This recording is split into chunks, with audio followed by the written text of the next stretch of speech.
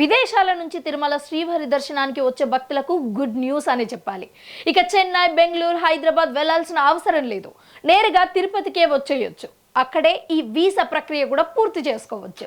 అవును, మీరు వింటున్నంతా నిజమే. తిరుపతి విమానాశ్రయానికి కేంద్ర ప్రభుత్వం కీలక గుర్తింపు ఇచ్చింది. రేణిగుంట విమానాశ్రయాన్ని ఈ వీసా ఎంట్రీ పాయింట్గా అయితే గుర్తించింది. ఇంతకీ దీనివల్ల ఉపయోగం ఏంటి? విదేశాల నుంచి తిరుమల శ్రీవారి దర్శనానికి చేసుకోవడానికి వచ్చే భక్తులకు ఇది ఎంతవరకు ఉపయోగపడుతుంది? అసలు ఈ వీసా అంటే ఏంటి?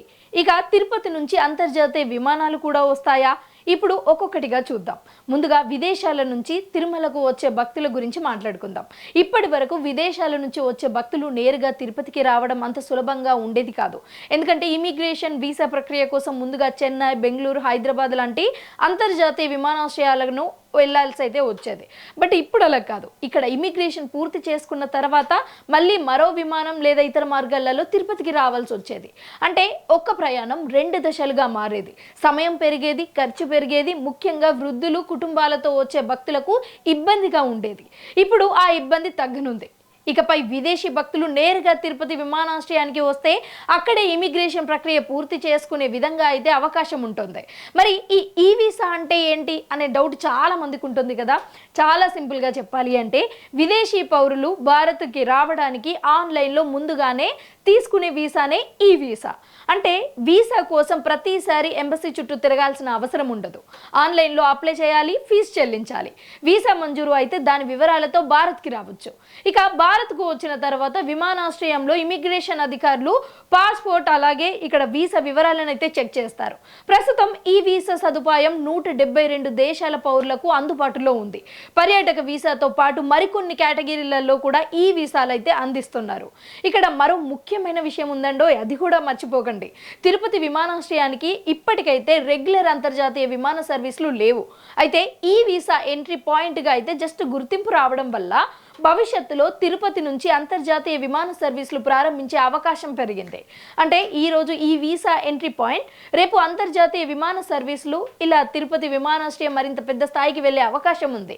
ఇప్పటికైతే చూసుకున్నట్లయితే ఈ విమానాశ్రయంలో అయితే మౌలిక సదుపాయాలను కూడా కొంచెం భారీగా అయితే పెంచినట్లుగా అయితే తెలుస్తోంది. రన్వేని కూడా కొంచెం విస్తరించారు. ఎందుకంటే ఇక ప్రత్యేక సదుపాయాలన్నీ కూడా ఇక్కడ ఉన్నాయి కాబట్టి. సో గతంలో మనం ఒకసారి పోల్చుకొని చూస్తే ఇక్కడ మరింత పొడవుగా అయితే చేశారు రన్వేని. అలాగే పెద్ద విమానాలు కూడా ల్యాండ్ అయ్యే విధంగా అయితే సదుపాయాలను మెరుగుపరుస్తున్నారు. అంతేకాదు గతంలో సింగపూర్ నుంచి వచ్చిన చార్టెడ్ విమానం కూడా తిరుపతిలో ల్యాండ్ అయింది.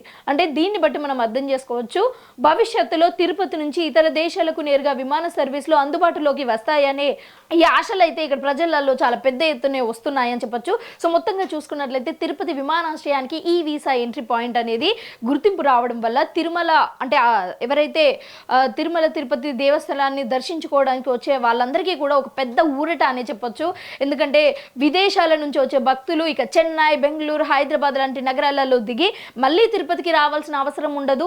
నేరుగా తిరుపతికి వచ్చి అక్కడ ఇమిగ్రేషన్ పూర్తి చేసుకోవచ్చు. శ్రీవారి దర్శనానికి వెళ్లే అవకాశం మరింత సులభతరం అయితే అయింది అని మనం అనుకోవచ్చు. అంతేకాదు భవిష్యత్తులో అంతర్జాతీయ విమాన సర్వీసులు కూడా ప్రారంభమైతే తిరుపతి కేవలం ఒక ఆధ్యాత్మిక నగరంగానే కాకుండా అంతర్జాతీయ ఆధ్యాత్మిక పర్యాటక కేంద్రంగా అయితే మారే అవకాశం చాలా పెద్ద ఎత్తున అయితే ఉంది.